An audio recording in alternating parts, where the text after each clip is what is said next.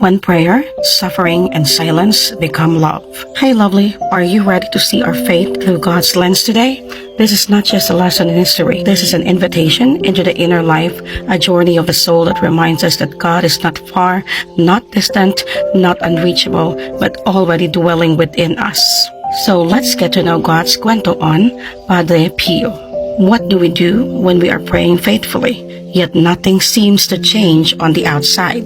How do we remain obedient to God when His answers unfold through waiting, suffering, and silence? Padre Pio was a humble Capuchin friar and priest who lived a hidden life of deep prayer and sacrifice. Though outwardly simple, his interior life was profoundly united with Christ, especially through suffering, obedience, and silent perseverance. He did not seek recognition. He did not chase validation. He chose faithfulness in obscurity. Padre Pio brought countless souls back to God through confession. He reminded the Church of the power of the Eucharist and prayer. He showed that holiness can be lived quietly, faithfully, and without recognition. He built works of mercy, including a hospital for the sick, born not from fame, but from compassion. God revealed Himself to Padre Pio through deep interior prayer, physical and spiritual suffering, obedience under misunderstanding, and long seasons of silence. Instead of dramatic visions alone, God revealed His heart to him through the cross. Prayer is not about feelings. It is about fidelity. Waiting does not mean God is absent. Suffering, when offered to God, becomes intercession.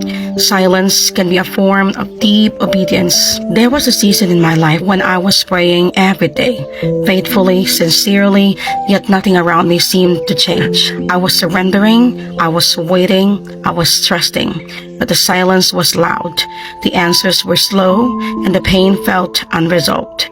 In that season, I realized something important. God was not absent in the silence. He was present, but working inwardly, not outwardly. Like Padre Pio, I was being invited into a deeper kind of faith, one that does not depend on visible results. There were moments when I wanted clarity, reassurance, relief. Instead, God gave me stillness. He asked me to remain faithful without explanations, to keep praying even when my heart felt tired, and to love without being able to fix, reach, or control. That was when prayer stopped being about changing my situation and became about allowing God to change me. The waiting refined my trust. The suffering softened my heart. And silence taught me obedience. I learned that God does His deepest work in seasons where nothing looks impressive from the outside. No applause, no recognition, just quiet faith. And that faith was enough. Padre Pio teaches us to remain faithful when life feels unresolved. He helps us understand that God works most powerfully in hidden seasons when no one sees, applauds, or understands. So what is God's message for us today? Looking through God's lens, God says, do not rush what He is purifying.